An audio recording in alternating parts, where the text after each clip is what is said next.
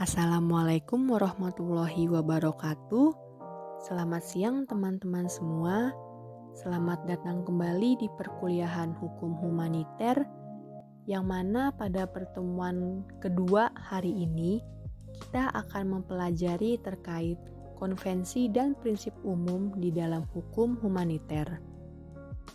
Cakupan pembelajaran kita pada materi kali ini meliputi aturan hukum perang yang terbagi dalam 3 bentuk, yaitu hukum Den Haag, hukum Jenewa, dan protokol tambahan 1977, serta 3 prinsip umum hukum di dalam hukum humaniter.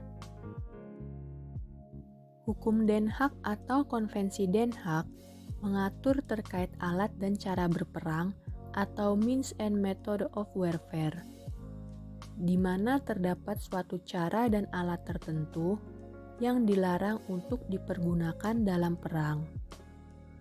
Secara garis besar, hukum Den Haag terbagi dalam 2 konvensi, yaitu Konvensi Den Haag 1899 dan Konvensi Den Haag 1907. Konvensi Den Haag 1899 sendiri terdiri dari 4 konvensi dan 3 deklarasi. Sedangkan Konvensi Den Haag 1907 terdiri dari 13 konvensi dan 1 deklarasi.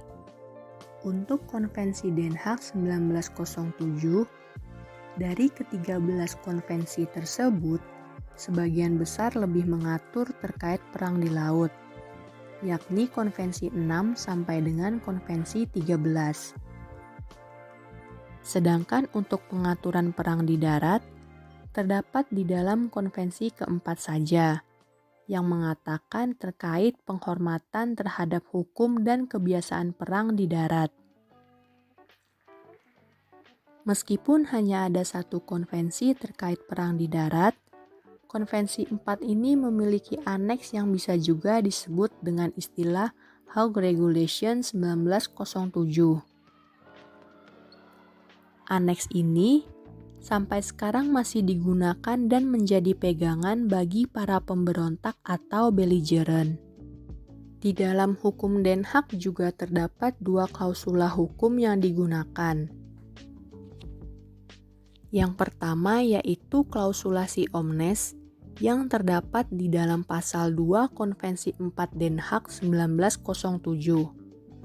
Klausul ini mengatakan bahwa konvensi hanya berlaku apabila kedua pihak yang bertikai adalah pihak dalam konvensi. Apabila salah satu pihak bukan peserta konvensi, maka konvensi ini tidak berlaku. Pada klausul ini terjadi pembatasan dalam implementasi konvensi, yaitu ketentuan konvensi hanya dapat dijalankan apabila pihak-pihak yang melakukan perang merupakan anggota atau pihak dari konvensi ini. Yang kedua yaitu klausula Martins, yang menyebutkan bahwa apabila hukum humaniter belum mengatur suatu ketentuan hukum mengenai masalah tertentu, maka ketentuan yang dipergunakan harus mengacu kepada prinsip hukum internasional yang terjadi dari kebiasaan yang sudah diakui. Manakala belum diatur di dalam konvensi, pihak-pihak yang berperang dan penduduk sipil tetap mendapatkan perlindungan secara internasional. Selanjutnya ada Hukum Jenewa atau Konvensi Jenewa 1949. Terdapat 4 konvensi dan 2 protokol tambahan di dalam Hukum Jenewa, yaitu Konvensi 1 terkait perbaikan keadaan anggota angkatan perang di medan pertempuran darat. Konvensi 2 terkait perbaikan keadaan anggota angkatan perang di laut. Konvensi ketiga terkait perlakuan terhadap tawanan perang. Dan konvensi keempat terkait perlindungan bagi orang-orang sipil di waktu perang.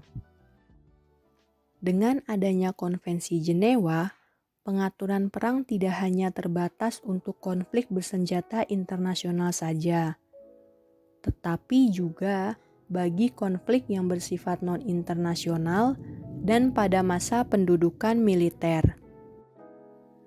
Konvensi Jenewa juga menghapuskan klausul si omnes, di mana ketika terjadi konflik bersenjata dan salah satu pihak bukan merupakan anggota dari konvensi, aturan hukum dari Konvensi Jenewa tetap berlaku bagi negara anggota atau ketentuan konvensi tetap mengikat bagi negara anggota.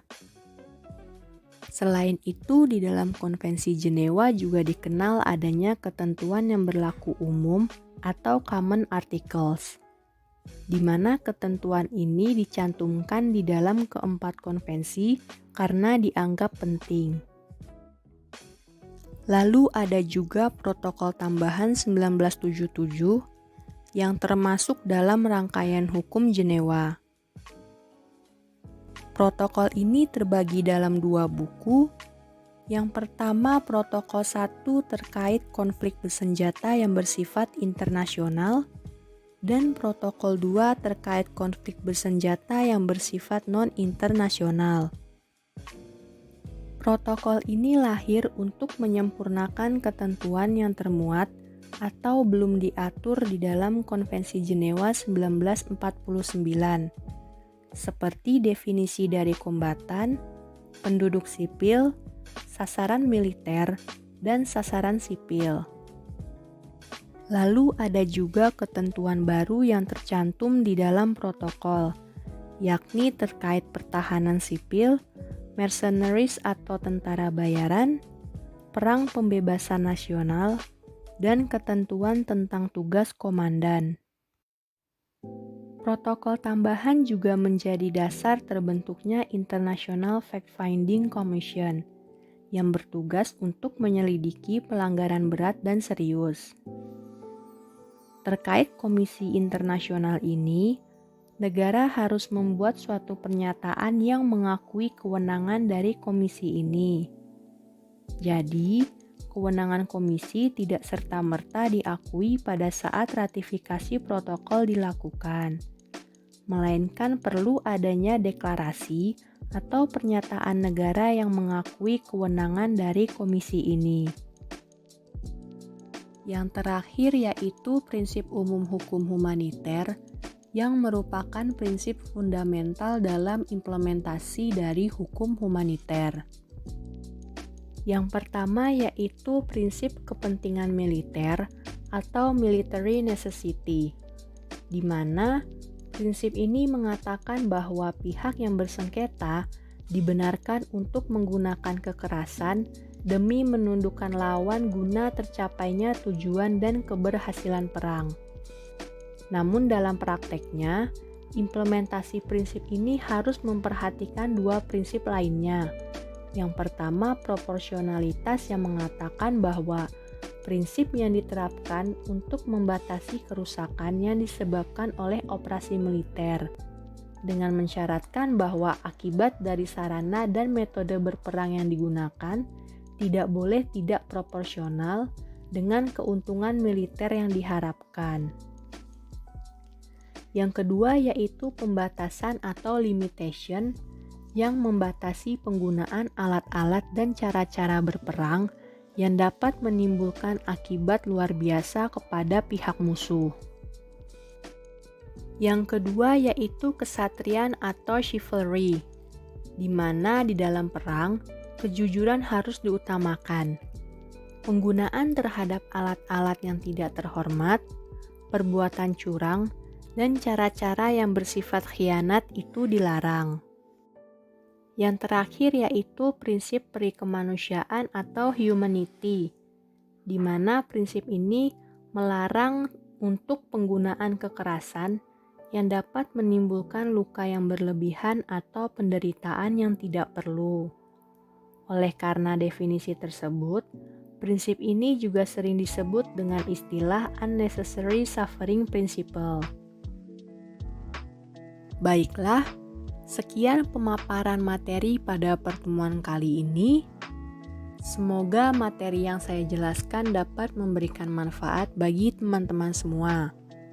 Terima kasih atas perhatiannya. Wassalamualaikum warahmatullahi wabarakatuh.